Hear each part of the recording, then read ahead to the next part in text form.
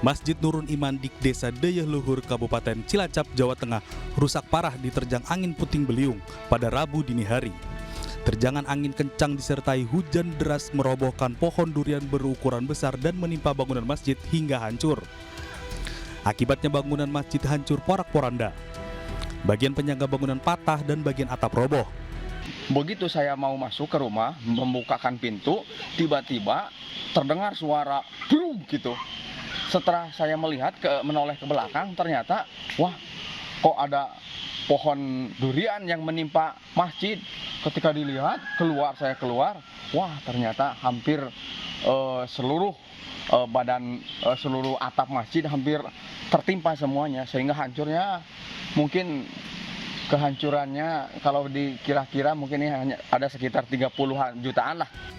Hingga Rabu siang, warga masih bergotong royong membersihkan puing bangunan masjid yang hancur. Tidak ada korban jiwa, namun kerugian mencapai 30 juta rupiah.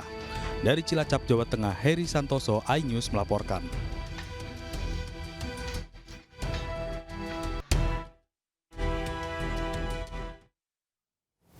Pemirsa, peneliti BRIN Andi Pangerang mengaku emosi unggahan atasannya Thomas Jamaludin terkait penentuan 1 Syawal 1444 Hijriah dikritisi pihak Muhammadiyah. Hari ini sidang etik Andi Pangerang digelar secara tertutup.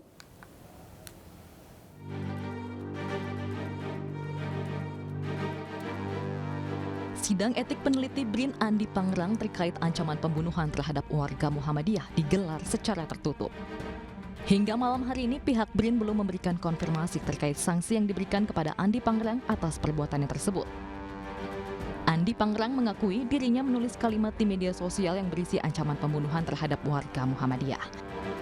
Andi mengaku kesal melihat unggahan atasannya Thomas Jamaludin dikritisi oleh warga Muhammadiyah.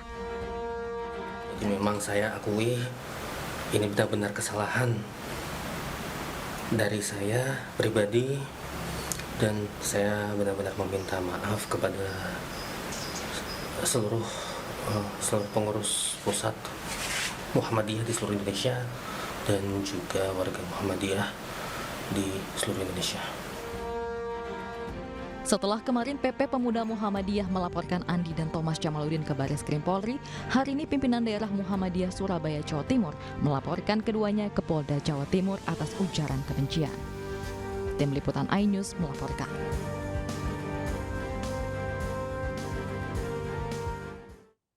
Lagi penganiayaan yang melibatkan anak pejabat terjadi. Kali ini anak perwira Polri Aditya Hasibuan menganiaya seorang mahasiswa di Medan, Sumatera Utara. Ironisnya penganiayaan itu disaksikan ayah kandungnya yang merupakan perwira polisi di Polda Sumatera Utara.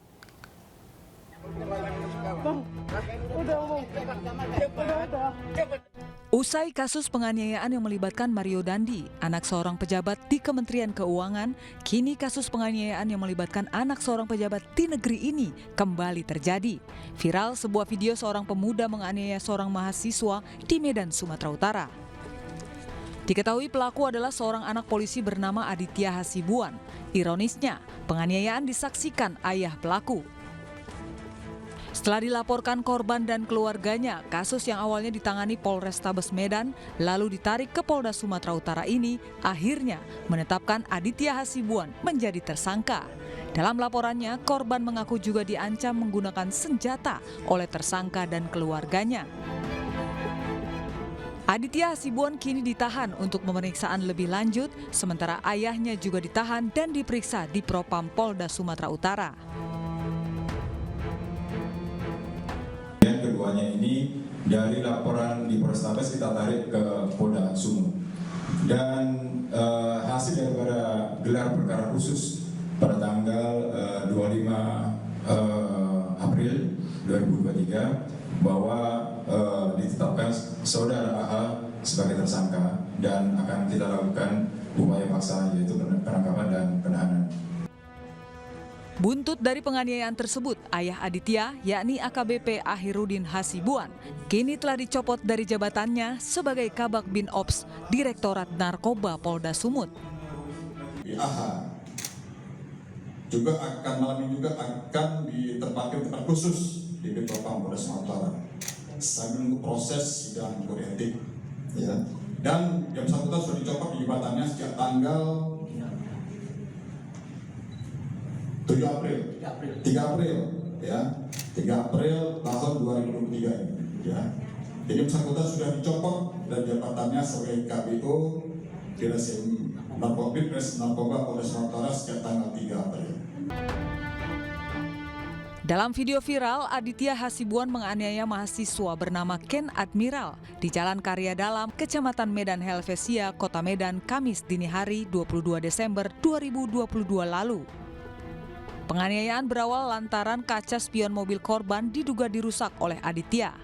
Korban kemudian mendatangi rumah Aditya Hasibuan meminta pertanggungjawaban. Tidak terima, lalu Aditya menganiaya korban. Ironis, saat penganiayaan terjadi, AKBP Akhirudin Hasibuan, yakni ayah Aditya, hanya menyaksikan dan tidak berbuat apa-apa. Dari Medan, Sumatera Utara, Aminur Rashid, iNews melaporkan. Usai jadi sorotan akibat penganiayaan anaknya terhadap seorang mahasiswa, kini kekayaan AKBP Akhirudin Hasibuan jadi sorotan warganet. Pasalnya, AKBP Akhirudin Hasibuan kerap tampil dengan gaya hidup mewah dan memamerkan kendaraan mahal.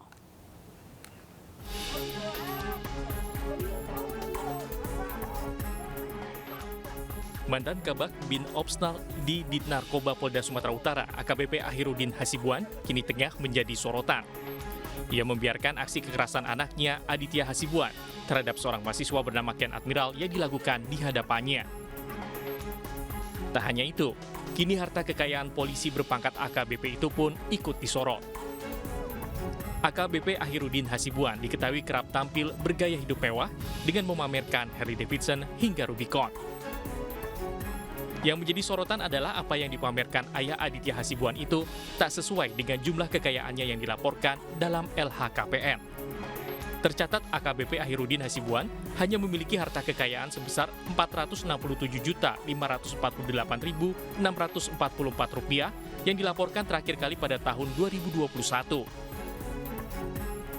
Harta itu terdiri dari tanah seluas 566 meter persegi senilai Rp46.330.000, mobil seharga Rp370 juta, dan harta bergerak lainnya senilai Rp51.218.644. Kini AKBP Akhirudin Hasibuan telah dicopot dari jabatannya sebagai Kabak Bin Opsnal di Ditnarkoba Polda Sumatera Utara karena melanggar kode etik.